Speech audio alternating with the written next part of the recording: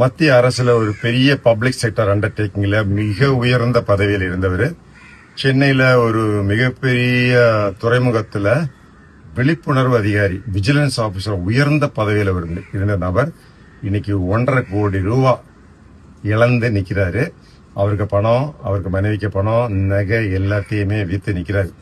அவருக்கு Google notification வந்திருக்கு, இந்த மாதிரி ரொம்ப இன்வெஸ்ட்மெண்ட் சான்சஸ் எல்லாம் இருக்கு. IPO, so initial public offering அப்படின்னு அந்த கம்பெனில வருது.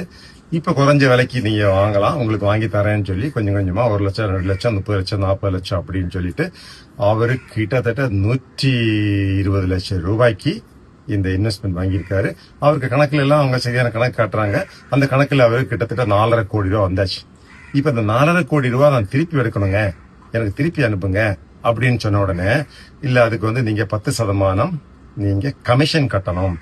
அந்த 10% கமிஷனே இப்ப கிட்டத்தட்ட 40 லட்சம் ரூபாய் மாதிரி வருது, அதை முதல்ல கட்டுங்கன்னு சொல்றாரு. அவரு இல்லங்க என்கிட்ட இல்லன்னு சொல்றாரு. பிறகு அவர் தொடர்புல இருக்கிறவர் சொல்றாரு, சார் நீங்க ரொம்ப கஷ்டப்படுவீங்க, 10 லட்சம் நான் கட்டுறேங்க, நீங்க ஒரு 30 லட்சம் கட்டுங்க அப்படின்னு இன்னொரு 30 லட்சத்தையும் கட்டிட்டாரு. அப்படி 1 கோடியே 70 லட்சம் ரூபாய் கட்டிட்டாரு. இப்பதான் அவருக்கு தெரியுது இதெல்லாம் பெரிய மோசடி. பலமுறை நான் இது வந்து வீடியோக்களை போட்டிருக்கிறேன்.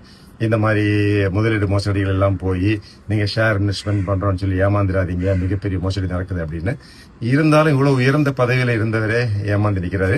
கொஞ்சம் பணம் கஷ்டப்பட்டு சம்பாதிச்சு வச்சிருக்கீங்க அப்படின்னா, இது ஷேர் இன்வெஸ்ட்மெண்ட் பண்ணணும்னா அது முறையா பண்ணுங்க.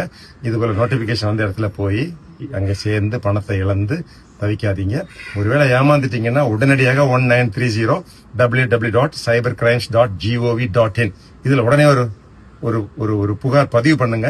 ஒருவேளை அவங்க பணம் இந்தியா விட்டு வெளியே போகாம இருந்தா அதை பிளாக் பண்ணி உங்களுக்கு திருப்பி கொடுப்பாங்க.